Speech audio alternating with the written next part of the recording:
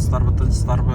Биз көптөн бери эфирден YouTube каналдарыбыздан амандашып көрүшпөй калдык элек. Албетте иштерге байланыштуу, жеке иштерге байланыштуу дегендей. Аллах Таала чексиз мактоолор жана шүгүрлөр болсун. Урматтуу мекендештер, урматтуу кыргызстандыктар, урматтуу Айкөл, Эрешен менин бир туугандарым. Буйруса Аллах Тааланын каалоосу менен кайрадан Ордолу Ош шаарына кетип баратабыз. Эми албетте, урматтуу туугандар, негизи Ош жалал атагылыгы жакын эле, но жеке жумуш менен барган башка, элдин иши менен барган такыр башка. Мына азыр биз Ошко бир керемет, жакшы бир сонун иштерибиз менен баратабыз. Биз буйруса канча бир 2 күн, 3 күн Ошто болуп калсак керек. Анткени сиздер менен бөлүшпөй аткан бир көптөгөн көйгөйлүү маселелер да кошо бар туугандар. Мен буларды сиздер менен бөлүшсөм кандай түшүнүп калат болду экенсиздер деп мен ошого бөлүшө элекмин жана бөлүшө албай жүрөм. Убагы келгенде баары кандай десем, убагы келгенде бардыгы кабардын баары сиздерге буйруса жетет деген ушундай үмүттөмүн. Урматтуу достор, мекендештер, албетте кыштын ызгаар суугунда кантип атасыздар? Кыйналбай атасыздарбы, үшүбөй жатасыздарбы?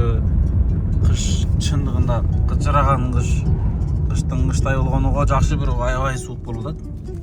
Достор, жаңы жол өзгөн 16 километр, Ош 69, Баткен 297, Эркештам 326 километр дейт. Мен элден кем калбай ушул жаңы жолго салып, жаңы жолдо так жеңил машиналар 200 сом экен, Портер, Спринтер 350, чоң КамАЗдар 700 сомдор экен. Элден кем калбай мен да ушул жаңы жолго салып, достор, ушул жаңы жолду көргөзгөнчө кобурашып, бир жакшы маселелерди сиздер менен бөлүшүп кетейин, достор. Анда эмесе бысмылла дегенде эле ушул биринчи жолу, алгачкы жолу мен бул жолго түшүп атам, бул жол менен кетип баратам. Алгачкы кадамым мындай айтканда, бул жолдо жалаң гана жакшылыктар боло берсин.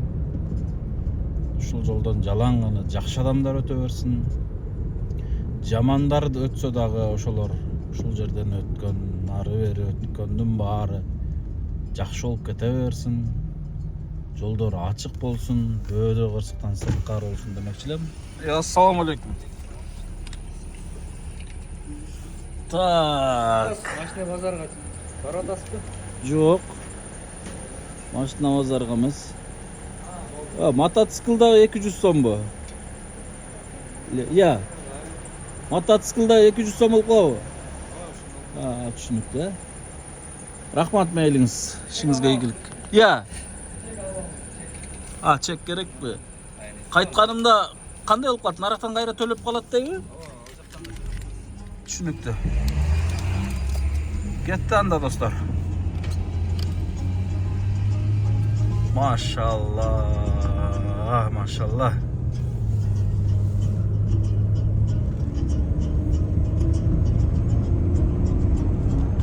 Не деген керемет жол,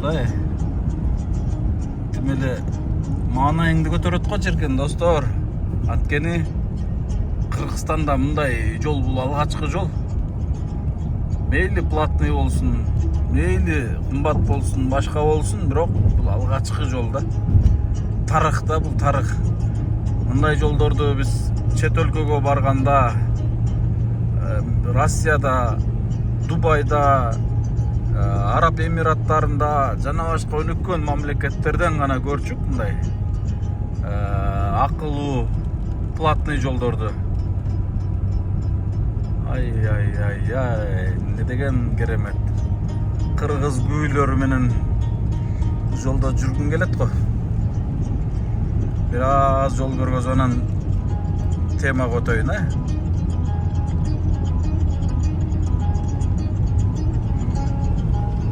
Алла разы болсын бұл жолды салғандардан, себепкер болгондордон, кызмат кылгандардан, салымын кошкондордон, жакшы сөзүн айткандардан, жакшы көз караш менен карап тургандардан, жакшы дуаларын берип тургандардан, абале деп колу жетпесе дагы сырттан бир жакшы ой тилек бөлүшүп тургандардын бардыгынан Аллах таалам эки дүйнө ыраазы болгон болсун. Мындай жолдор салына берсин достор. Мейли платныйлообу, башкалообу. Карапайым элге кичине баасы мындай туура келбей аткандыр балким. Бирок өзгөн жол ачык негизгиси. Каалоочулар бул жака салат. Шашып бараткандар, ушундай бир каалоочулар кыскасы бул жака салат. Мисалы Питерден Москвага кетип атканда, как обычно эле жол бар экен. Скоросту дагы ушундай бир ченемделген. Анан платный жолго салсаң, катуу кетесиң, жол ушундай ачык. Кыскасы зуулдайсың да. Кадимки тоону кыркып өтүп тур да. Мына ошол жерде деле кыскасы өнүккөн мамлекеттердин бардыгында бар. Бирок бул биздин Кыргызстан эли, кыргыз жери бул мындай акылуу платный жолдорго көнө албастыктан көз карашыбыз башка болуп атат да. Бирок көптөгөн өлкөлөрдө мындай платный жолдор бар достор. Жада калса Өзбекстанда деле бар да. Машалла. Зуулдайсың тим эле. Эң негизгиси могул жолдун эки бети баш аягындай тосулуп тур да, карагылачы. Анткени бул жерде мал жандыктар, жаныбарлар аркы-берки өтүп кырсык болбосун деп атайын мына ушундай тоскон да, караңыздар. Достор, мен эми тема көтөйүн. Ушундай кыскасы Ошко баратканыбыздын бир эле эмес, бир нече себептер бар. Мен бөлүшөм сиздер менен буюрса. Эртеңден, бүрсүгүндөн ушул иштерибизди бөлүшөбүз, бир кандай десем, бар кырдуу иштерибиз бар. Анан эң негизгиси достор, бизге мен ал иштерди бөлүшкөндөн кийин сиздерге жеткирейин. Анан бизге кайрылгандар аябай көбөйүп кетти достор. Кайрылгандар ушунчалык көбөйдү. Туугандар, балдарым мектепке бара албай калды, үйдө продукта жоктугунан балдарым мектепке бара албай калды. Мен кичине ооруп сыркоолоп калдым элем. Мени таштап кете албагандыктан балдарым үйдө мен маңдайымда карап отурат деген ушундай апалар көптөн бери кайрылып атат достор. Атайын ошол апалардын үнүн жерге таштабайын деп баратам.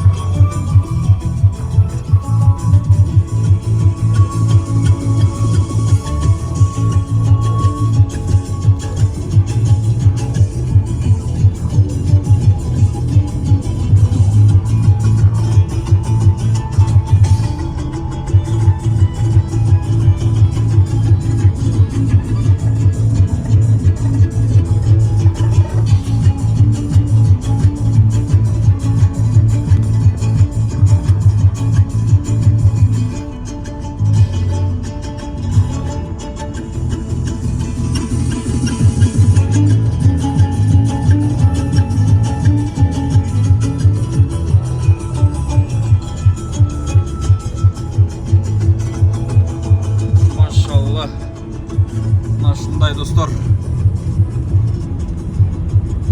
Kara Darya deydi.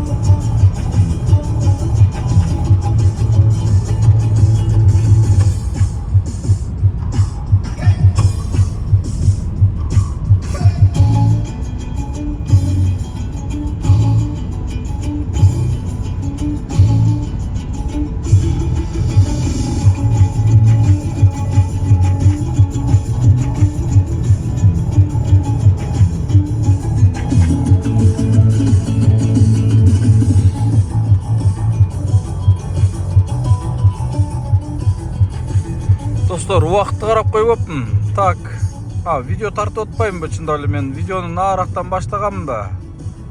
Бир 9 мүнөттө чыгып калдым, 9 мүнөттө. Ошол өзгөнүн аркы башынан негизи мына ушул Куршап Кайра жолуна 9 мүнөттө чыгып калдым.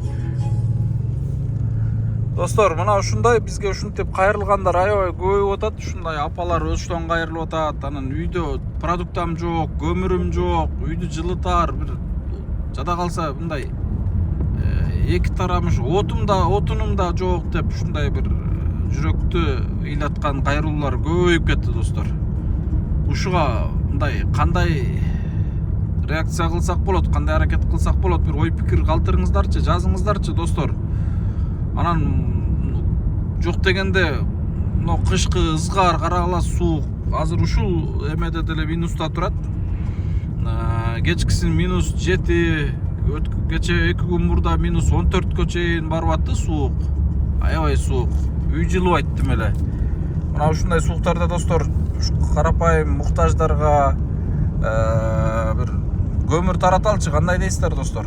Бир мүмкүнчүлүк болсо келиңиздер, бир мешоктон көмүр болсо деле алып, бир муктаждарга таркатсак, бир мешокты жок дегенде 2 күн, 3 күн жагат.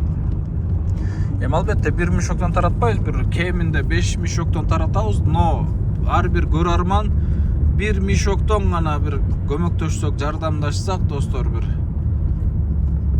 мына иштин башталышын бир жакшылап биригип туруп, жок дегенде бир 100 кап 100 мешок көмүр алып, 100 мешогун деле канча болгону 20 эле семьяга жетет экен, эгер 5 эмеден таратсак, деле 5 мешоктон таратсак.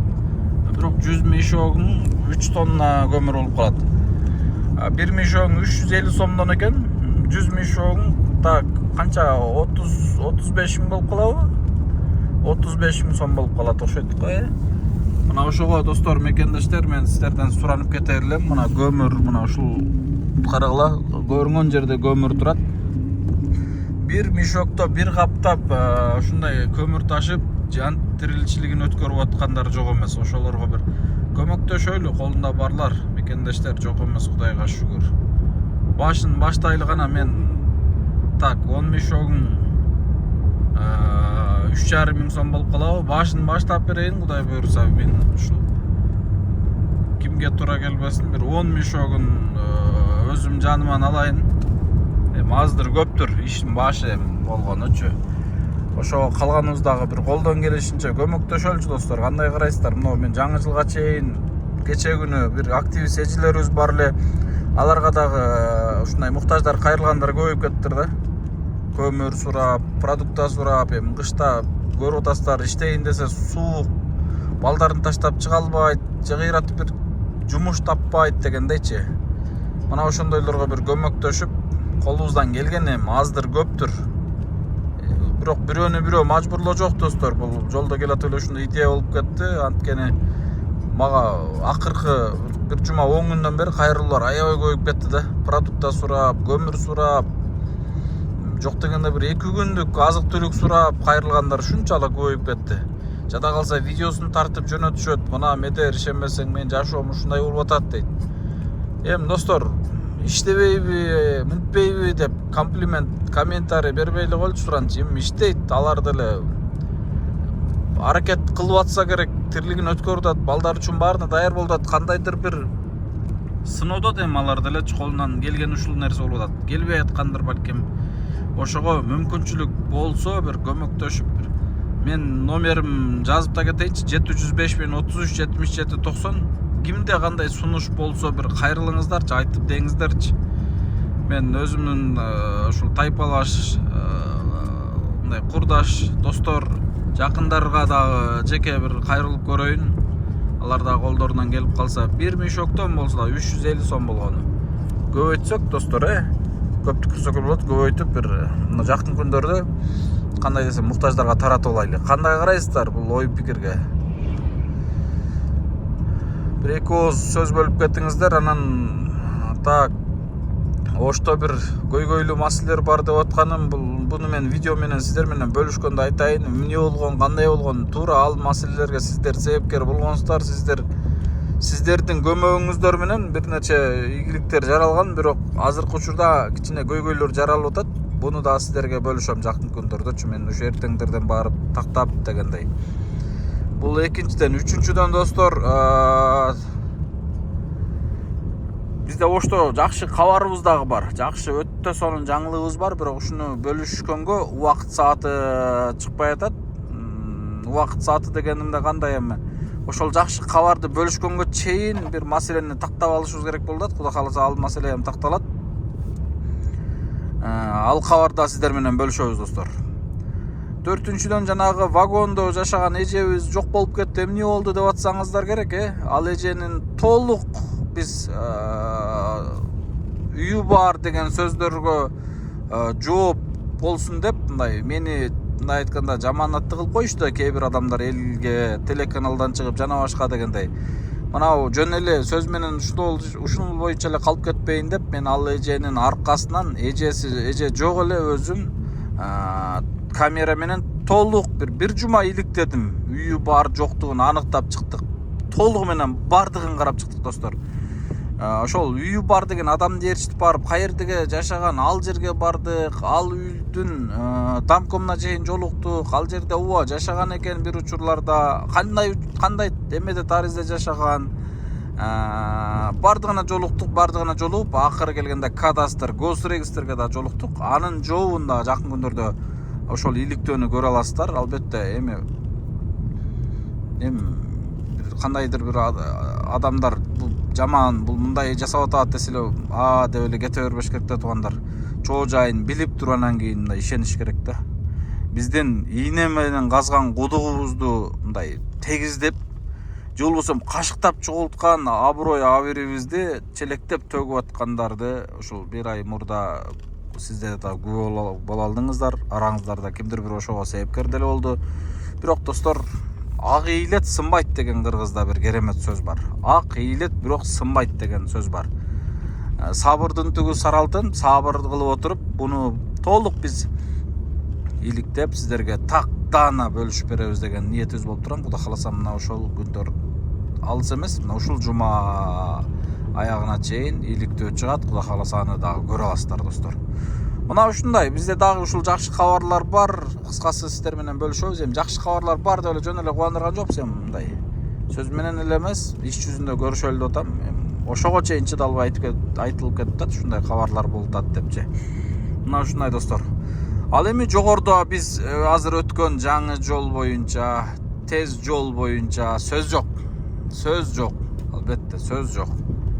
Эми анча наразылыктар болуп атышы мүмкүн. Наразы болгондор эски жол менен секин жолубузду кыбыратып берсек боло берет достор.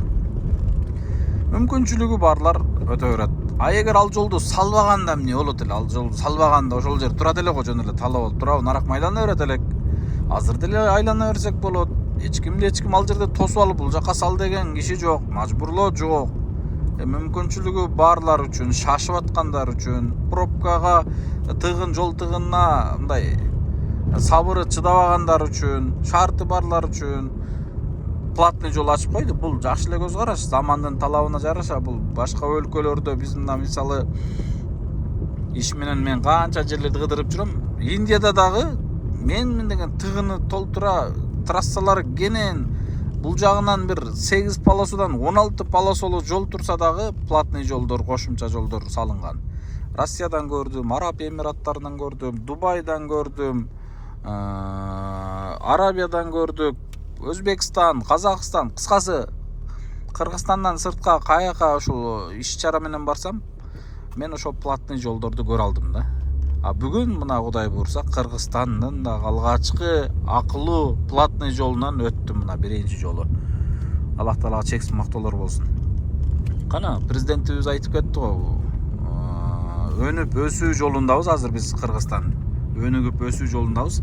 Президентибиз жакшынакай кылып түшүндүрүп кетти го. Инвестор болсо, инвестор тартып келем дегендер болсо, же инвестор болом дегендер үчүн мына могул жерден кыскартуу жолдорун салып бере турган болсоңуздар, мен дароо жада калса техникаларга чейин жардам бергени, токтом чыгарып беребиз деп мына ушул жолдун ачылышында айтып кетти.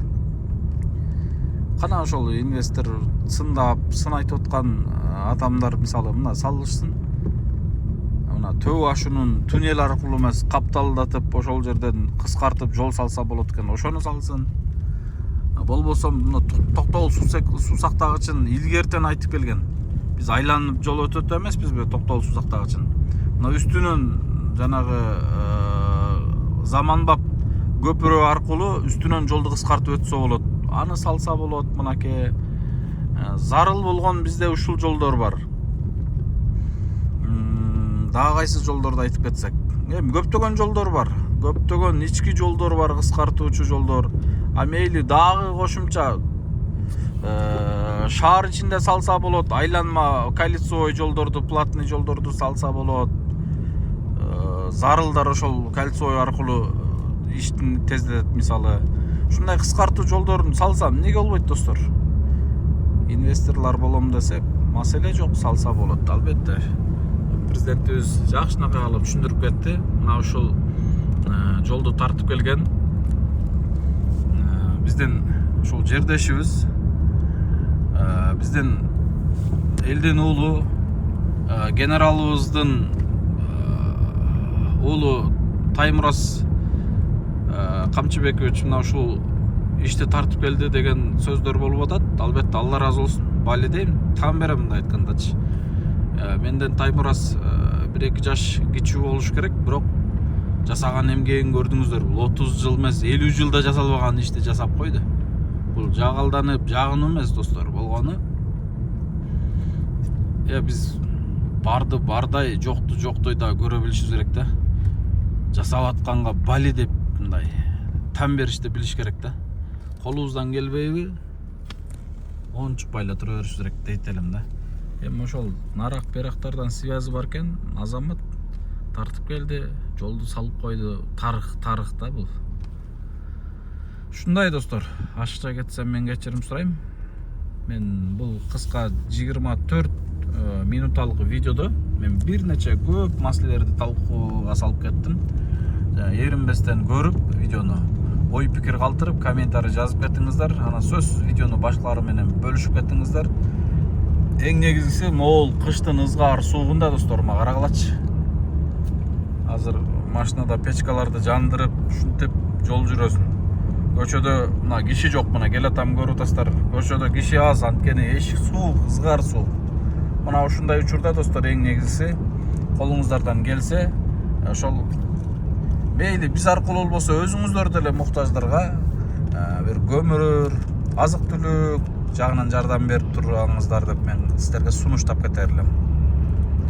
Болбосо биз ушул жаңы жылга чейин, ушул айдын аягына чейин бир жакшы чыгынып, Кудай кааласа көмүр алып муктаждарга тараталы деген ниетте турабыз. Мына ошол ниетибизге себепкер болом дегендер үчүн эшик ачык.